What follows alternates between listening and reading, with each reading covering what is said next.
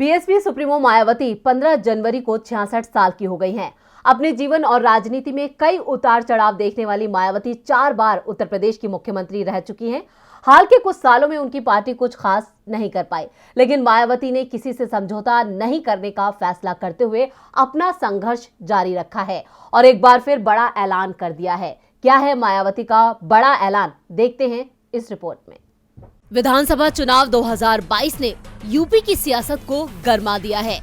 इस वक्त सत्ताधारी बीजेपी को प्रदेश में अगर कोई चुनौती दे रहा है वो है सपा, लेकिन इस बीच मायावती की चुप्पी को लेकर जरूर सवाल खड़े हो रहे हैं। 15 जनवरी यानी आज बीएसपी सुप्रीमो मायावती का जन्मदिन है।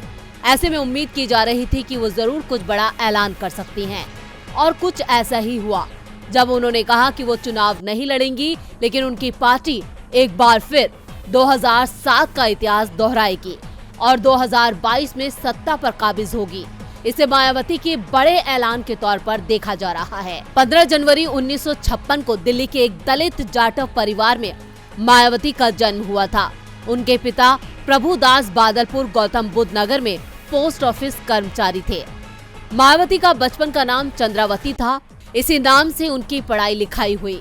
मायावती ने 1975 में दिल्ली यूनिवर्सिटी के कालिंदी कॉलेज से बीए की पढ़ाई की और उसके बाद 1983 में इसी यूनिवर्सिटी की फैकल्टी ऑफ लॉ से एलएलबी किया। इससे पहले 1976 में उन्होंने मेरठ यूनिवर्सिटी के वीएमएलजी कॉलेज गाजियाबाद से बीएड भी किया था। सिविल सेवा परीक्षा की तैयारी के दौरान उन्होंने दिल्ली के इंद्रपुरी जेजे कॉलोनी में शिक्षण कार्य भी किया था। साल 1977 में उनकी मुलाकात दलित नेता काशीराम से हुई। काशीराम ने ही चंद्रावती का नाम बदलकर मायावती कर दिया था।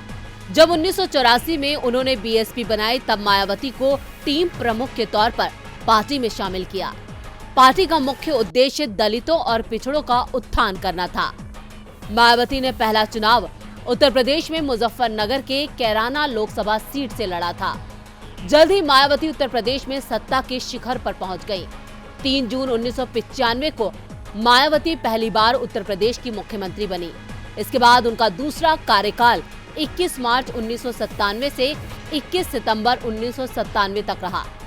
तीसरा कार्यकाल 3 मई 2002 से 29 अगस्त 2003 तक और चौथी बार 13 मई 2007 को मायावती मुख्यमंत्री बनी और पूरे 5 साल तक राज किया।